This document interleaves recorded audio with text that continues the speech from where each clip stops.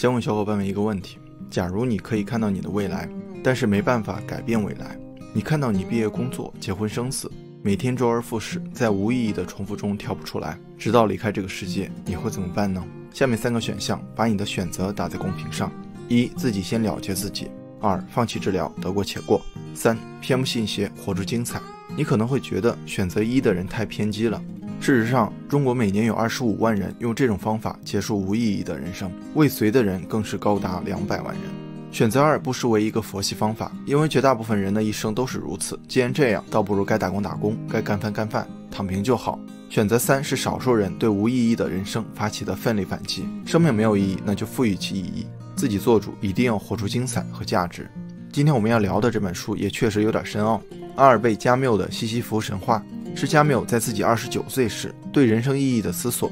这本书可以说是加缪的个人随笔，但却成为20世纪西方文学中最具影响力的哲学随笔。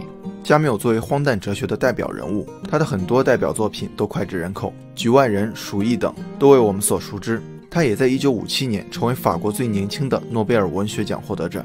我看的这本是读客文化出版的《加缪之女》亲笔推荐，当然最主要的是书中有思维导图和万字导读，看起来不至于太吃力。聊这本书，我们还是要先从一个神话故事说起。西西弗是希腊神话中的人物，是个足智多谋的国王，但因触犯了众神，被要求把一块巨石推上山顶。这个看似轻松简单的惩罚却暗藏玄机。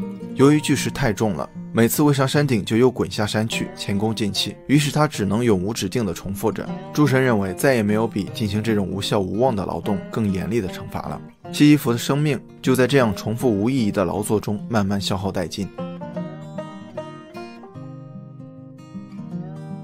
我们每个人何尝不是西西弗的影子？我们的生活何尝不是不断推石上山的过程？自求学开始，我们就跟其他孩子一起学习、考试、再学习。上了大学，以为自己站在了山顶，但毕业后又跟其他求职者一起竞争好的公司和职位。成家之后，你会发现婚姻、育儿都需要从头开始经营。随着孩子一点点长大，他们也重复着我们的人生。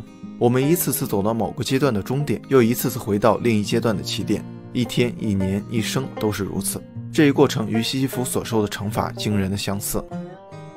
我们一无所有的来到这个世界，经历了几十年的重复生活，再一无所有的离开。人生仿佛不仅没有意义，反而充满荒诞性。不过我们似乎很少像开头那样，作为一个旁观者，像看电影一样去看自己的过去、现在和未来。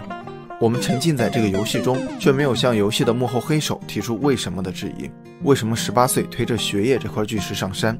为什么28岁推着家庭这块巨石上山？为什么38岁推着事业这块巨石上山？为什么68岁上炕都费劲了，还要推着养老这块巨石上山？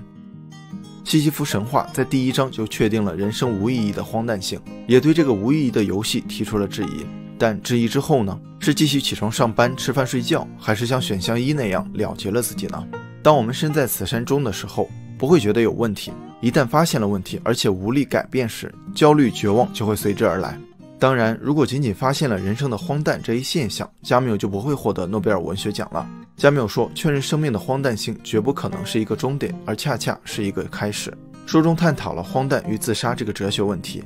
自杀在一定意义上，如同在情节剧中那样，就是承认自己跟不上或者不理解生活了。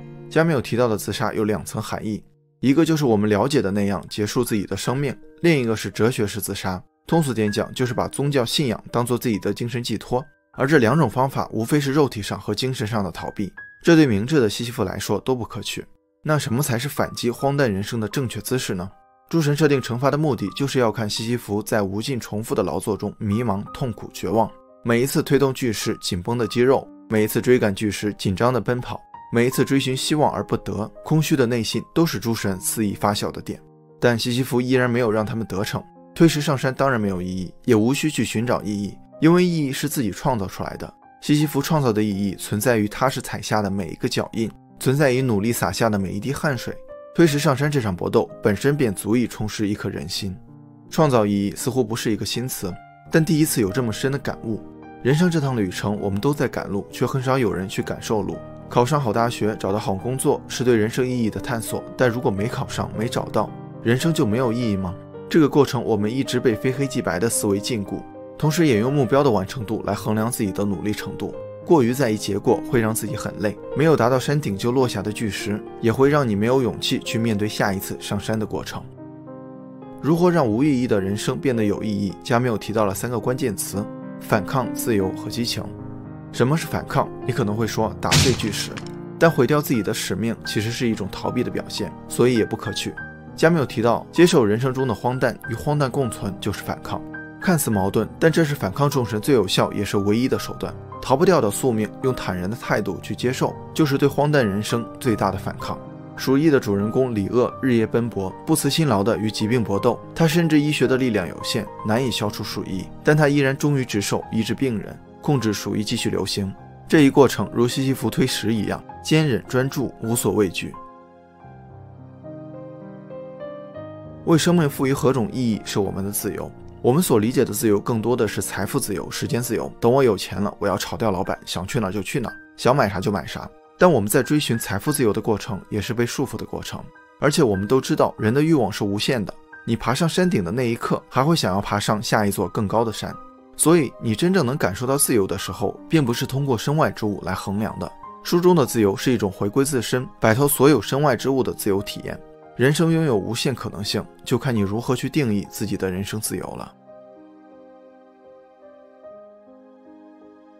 专注当下，忘记明天，就会产生想要探索一切的激情。一切目的性都会有压迫感，一旦没有达成，会极大的磨灭你的激情。举个例子，为了考试而学习，结果考试因为紧张而发挥失常，然后觉得自己脑子笨，学不好，恶性循环。我们换个思路，学习没有目的，这是当下该做的事儿。我就专注于每一节课，每一道题。考试只不过是一个山顶而已，巨石还会落下，何必在意某一次的结果？我们该关注的不是未来的某时某刻，而是现在的此时此刻。现在的每一步都可以被赋予意义。激情只有源于自身，而不是目的性，才会更持久和牢固。人生有意义吗？没有，但正因如此，才更值得经历。加缪揭示出人生荒诞的同时，却不绝望和颓丧，并主张用反抗、自由、激情的方法赋予人生意义。这本书或许能给焦虑、迷茫的人一个打开人生的正确方式，所以很值得2刷3刷。